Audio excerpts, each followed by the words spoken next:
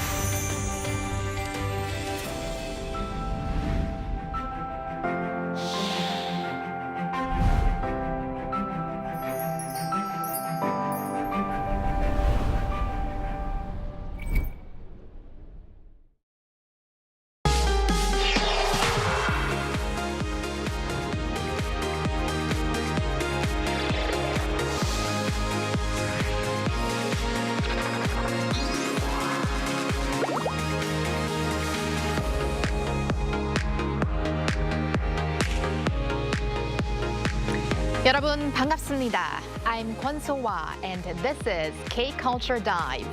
Join us in taking a deep dive into the heart of Korean culture, from K-entertainment to AI news, and a look at the latest developments and upcoming issues in K-cinema. And with that, let's dive in. Joining us on today's show is Walter Lee. Walter, happy Friday. Happy Friday, Soa, and hello to everyone joining us on K-Culture Dive. Today, I'm Walter Lee, here to co-host alongside Soa and bring you the latest in K-entertainment stories. All right, Walter, let's kick off with K-Enter News then. Okay. With NCT DREAM's 10th anniversary just around the corner, their agency delivered some news that fans have been eagerly waiting for. Tell us what it is. Yes, indeed, they have. So, according to SM Entertainment, NCT DREAM, a subunit of the K-pop supergroup NCT, debuted in 2016, have confirmed that all the remaining members will stay with the agency, with the group set to continue activities as now a 6-member act, minus the former member Mark, after his exclusive contract expired in April. Now, SM Entertainment said that over the past 10 years, NCT DREAM have delivered messages of hope and positivity through their bright energy and compassion, while turning countless dreams into reality. Now, the agency also thanked members for their remarkable journey in the establishing NCT DREAM as an icon of growth and one of the K-pop's leading acts, while expressing its gratitude to fans for their unwavering support.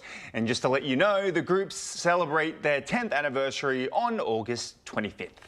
All right, now from one boy group that's renewing their contract to another one that's gearing up for a return. Who's next? Okay, so let's talk about Enhypen, which they will be making their return today, Friday, with their 8th mini album, The Sin Bliss. Now, ahead of the album's release, the group unveiled a new teaser for the music video on the album's lead track, Bloody Paradise, through the Hype label's YouTube channel.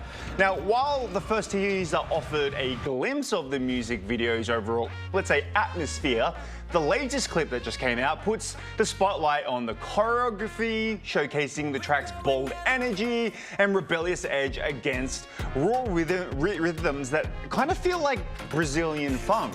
Now, the full music video for Bloody Paradise is set to be released at midnight.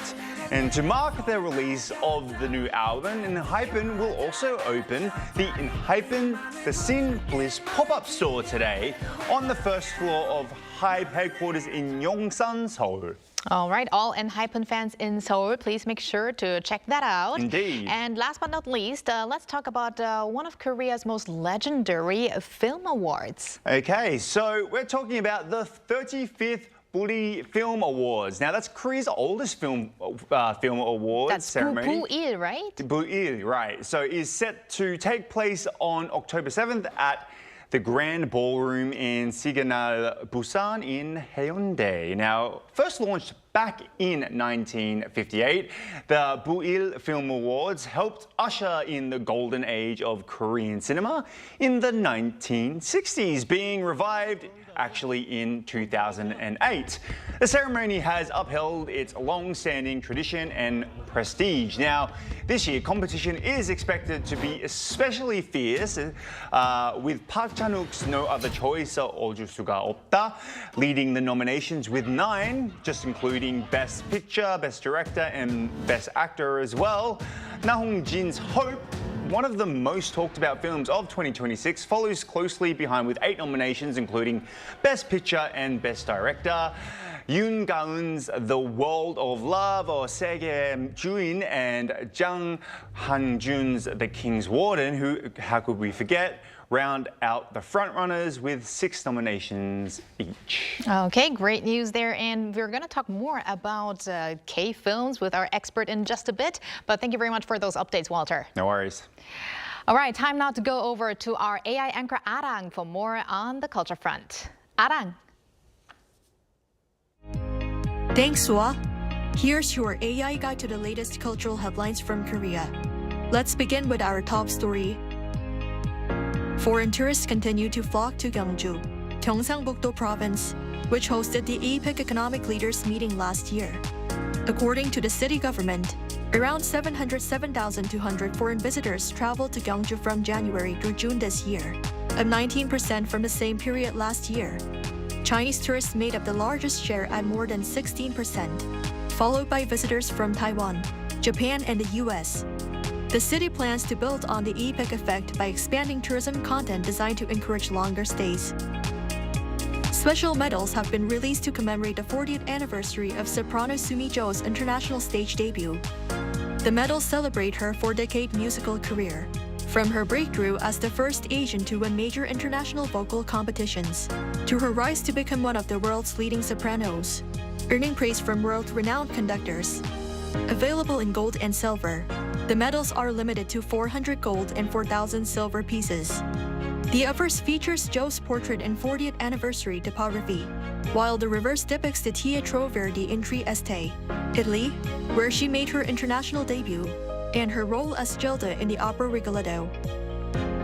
A museum dedicated to the artistic legacy of renowned Korean Hansekwa, monochrome master Bak Seo-bo, has opened 3 years after his death. Bak, a leading figure in modern Korean art, was best known for his Ekriger series, created by repeatedly drawing lines on Soktanji, or traditional Korean paper. Located next to his former studio in Seoul's Yeonhee-dong, the museum showcases his signature works in harmony with unique architecture and surrounding nature. The inaugural exhibition features 3 unfinished white Ekriger paintings being unveiled to the public for the first time. The museum says it will not only preserve and research Bak's works and archives, but also aim to become a hub for contemporary art showcasing artists from Korea and abroad. That's all from me. Turning now to a quick look at more K-culture stories making headlines today.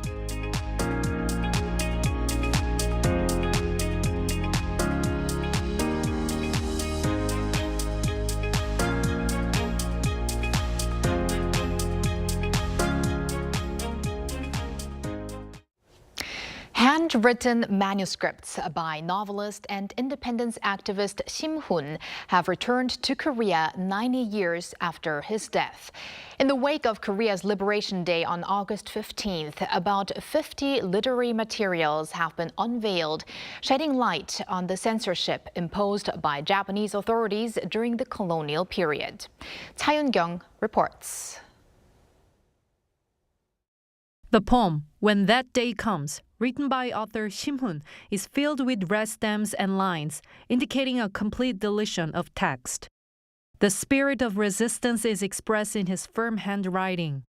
The handwritten manuscript by Shim Hoon, which was unable to be published due to censorship during the time, has returned to Korea after almost a century. If you take a look at the inside of the folded area, you can see the date when it was created, March 1st, 1930. It means Shim Hoon wrote it, celebrating Independence Movement Day. The National Museum of Korean Literature has revealed Shim Hoon's materials filled with the spirit of anti-Japanese resistance to celebrate Liberation Day. Over 50 works of Shim were revealed, including the handwritten manuscript of Sangnoksu, which is a landmark work of rural Enlightenment literature during the Japanese occupation, as well as his poem written in joy over athlete Son Gi-jung's gold medal at the Berlin Olympics, O Man of Chosun. The National Museum of Korean Literature, which was established in 2019 and has collected 120,000 works of Korean literature materials, is set to open next year. Cha Yun-kyung, Arirang News. Every season has a taste of its own. For Koreans, summer tastes like Bingsu, shaved ice topped with sweet red beans, a refreshing treat that has cooled generations through the hottest days of the year. Today, Bingsu comes loaded with silky milk ice and colorful fruit. But sometimes, it's the old-fashioned version we crave. A rough mountain of shaved ice served in a simple bowl. Back in the 1970s, the unmistakable whir of an ice shaving machine at a neighborhood bakery was the sound of summer. A giant block of ice would go in, and out would come a fluffy mound topped with sweet red bean paste, chewy injeolmi rice cakes, and brightly colored jelly. It was simple, unpretentious, and meant to be shared. But Bingsu didn't stay the same. The rough ice of the past has transformed into silky, snowflake milk ice that melts on the tongue. And red beans are no longer the only star. Strawberries, mangoes, and melons now take center stage, while green tea, black sesame, and even cheese have joined the mix. What began as a humble summer snack has evolved into a dazzling work of dessert artistry. And the transformation doesn't stop at Korea's borders. Bingsu, now embraced as a K-dessert, is making waves from Asia to the United States and the Middle East. From the neighborhood bakery to dessert shops around the world, Korean Bingsu has come a long way. It has reinvented itself with the times, turning a humble bowl of shaved ice into a global sensation. But through all its transformations, Bingsu remains what it has always been, Korea's sweetest way to beat the summer heat.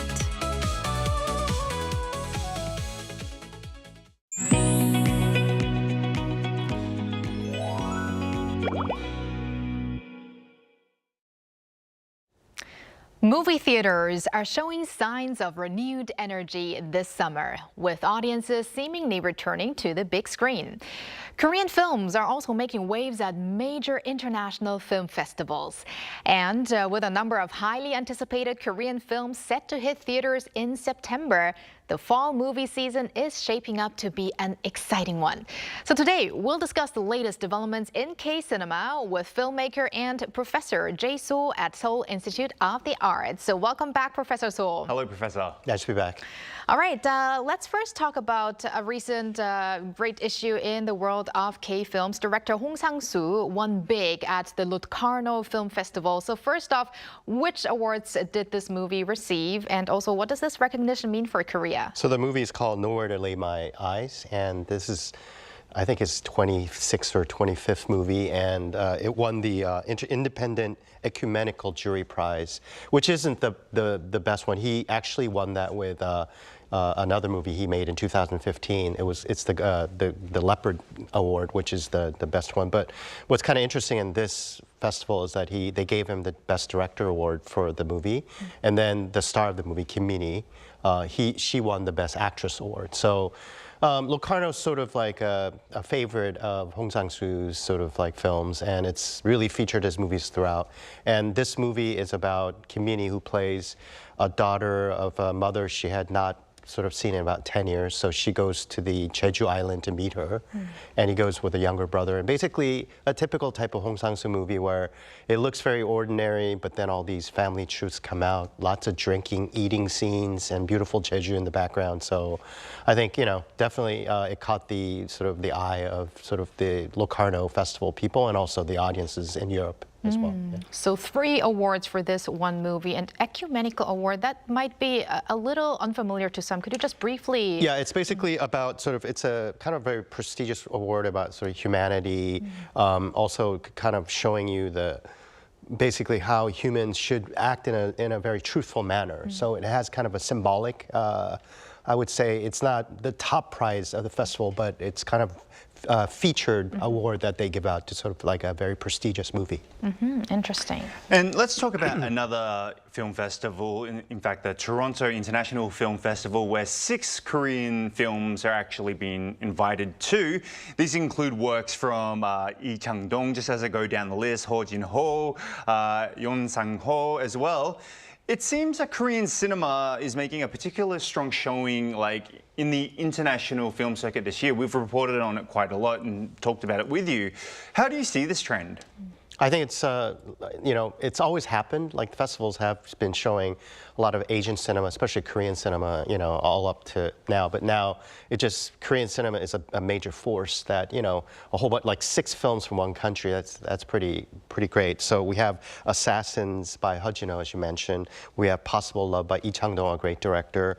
We also have Yeon Sang-ho's new film called Paradise Lost, and Hope, which is playing right now, and then 2 other films, Long Long Night and The World Before. So it's a big lineup, and as you know, Ho Jin-ho's film is a historical sort of drama, political mystery that they kind of based it on historical facts. So the fact that these movies are sort of centerpiece, and I think the Assassins is playing at the prestigious gala presentation at Toronto, and actually I had the pleasure of going to Toronto with director Ho Jin-ho before for another movie. I went with a movie, the director of Nowhere to Hide, Lee Myung-se. So I followed them there, and Toronto is a major film festival where the whole city sort of opens up to movies for like a 2-week period. And the 2 directors, I was there in attendance as an audience member, but it was like the sold-out crowds.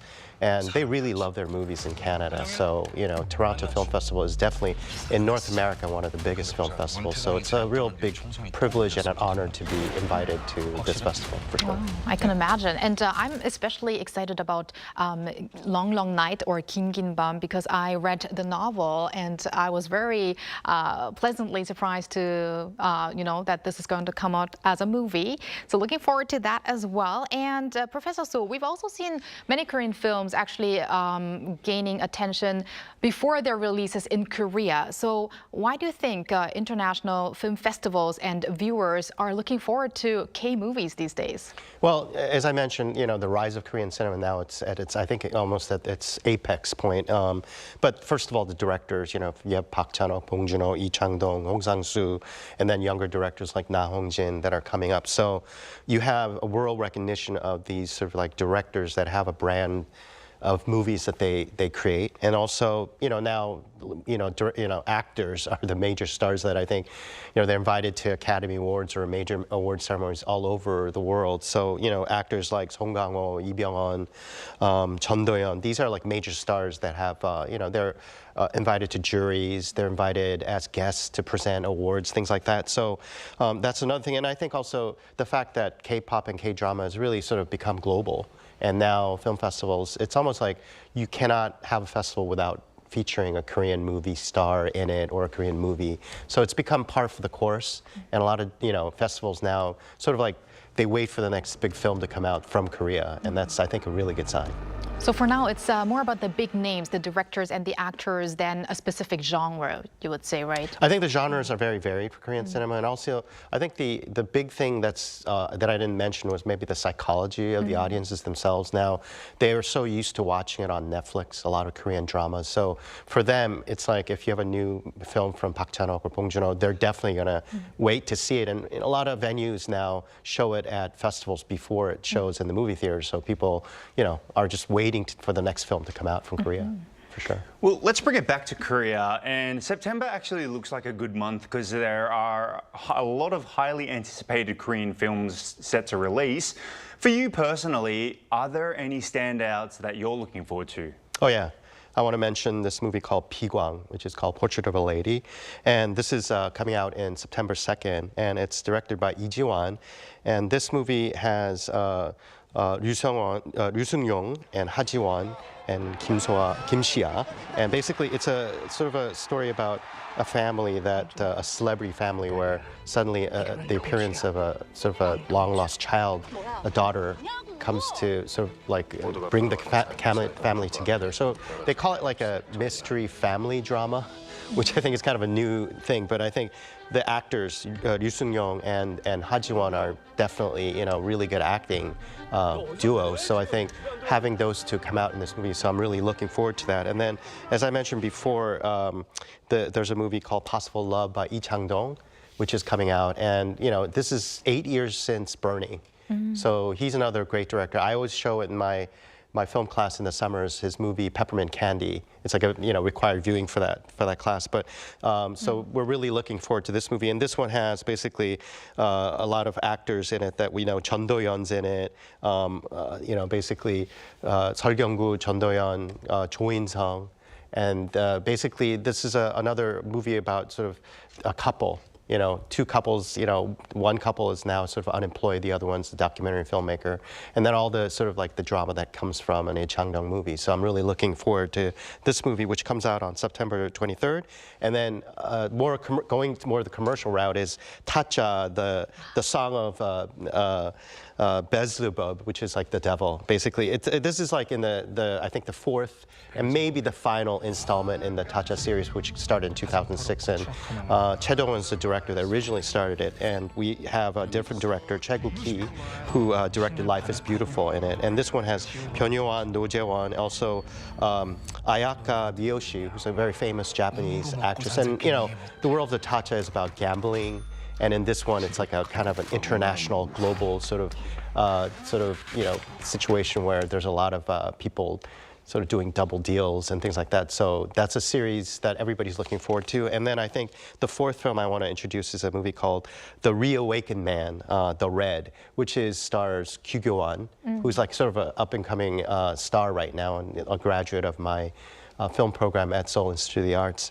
And this one is about it's based on a webtoon, and basically it's the most youth-oriented commercial film in this batch. But it's about sort of like a movie about somebody who dies. 72 hours later, he awakens again. So it kind of repeats like that. So it's another kind of movie about death and life. And Kyu Gyo-won's a very, I would say, an attractive actor for doing this kind of role. So I'm looking forward to these films coming out very soon. Wow, we got a mixture of so many different genres, and I think it's perfect to watch some of those during the Chuseok holidays, especially with a family, especially with one of the genres being a family, mystery family, and then also having a couple stories there as well. So do you think having these several Korean films coming out at the same time could actually bring some more energy in the overall theater arena? Yeah, I think definitely, Chuseok's a big movie sort of thing. It's when families get together and they have their dinners and then they go out to the movies. And I didn't really mention this one movie that I should have mentioned before. There's a remake of the movie Intern Ah, right. Yeah, and so with and that, Han So-hee and Han So-hee and Choi Min-sik. So it's sort of like the same story with Anne Hathaway and Robert De Niro about sort of a young entrepreneur who has an older intern that comes in. So I'm kind of looking forward to that. But going back to your question about Chuseok, yeah, this could be good and it could be also bad. There's been instances in 2023 where all these big movies came out and then none of them did well. So we call it the chicken game, where you have too many movies happening all at once, and instead of becoming a synergy of movies that people want to go see, it could kind of compete with each other, and then the audience gets split between the movies. But I think the marketing this time is a little different for all these movies, and the genre is so different that I don't think, maybe you would go see an Lee Chang-dong movie, Possible Love, and then suddenly go, oh, Tacha's playing, maybe I'll watch that for the second run, things like that. So hopefully we'll have more people sort of flock to the theaters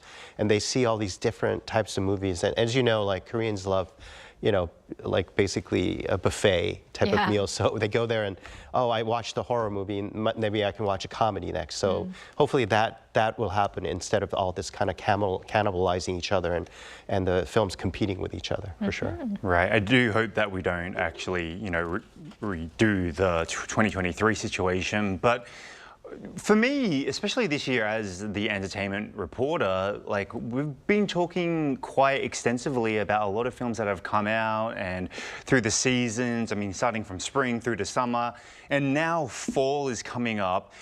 With this, fall amount of movies coming out, do you think this is actually a real test whether Korean cinema is on a way, to maybe a full recovery or at least a better recovery? Well, this year, looking at the stats, already before these slate of movies I just mentioned, we were down to like almost 90% of the movie-going audiences returned to the theaters from, I think 2 years ago. So that's a good sign. But at the same time, that's not enough, for it to happen. I'm hoping that September, maybe October and November, all these movie lineups that are coming out is starting to do it. But as you know, we had the two big movies, Spider-Man and Odyssey come out. And so if you look, Korean movies kind of avoided all of August to get away from that. But at the same time, I think, both those movies drew big audiences to theaters. So it's a good sign. Like, people keep coming. They see that it's fun to watch a movie in front of a lot of people. And I'm really looking forward to, as I mentioned, the auteur power of these directors that already made really good movies, and also the star power to sort of like get people back into, watching movies on a big screen. We've had this big problem since the pandemic where people rather see it at home. But I think, movies like in America, like, Obsession or The Backrooms are starting to really get younger audience, the MZ generation, also younger generations, to come in, because now social media, there's a lot of like excitement about going to see a movie and then posting sort of your reaction to it. So I think, these movies that are coming out, it's a good sign that there are many different types of movies in Korean cinema. As I mentioned, we have some serious movies, we have like a commercial movie, we have a youth movie, things like that. So again, hopefully the audiences will partake in this, and we'll have sort of return to what Korean cinema was basically before the pandemic. But I think it's a healthy sign, really looking forward to, the slate of movies coming up, and hopefully people will really love it. Yeah. Let's hope so. And thank you very much, Professor Soo, for your insights as always, and have a great weekend. Thank you, Professor. You too. Thank you. And thank you, Walter, as always. We're going to have you back here next week. See you next week. Thanks for watching and for your interest in everything K-Culture. K-Culture Dive will be back on Monday, 2 p.m. Korea time. Have a culture-filled weekend, maybe with a movie or two and a refreshing Bingsu, and keep diving.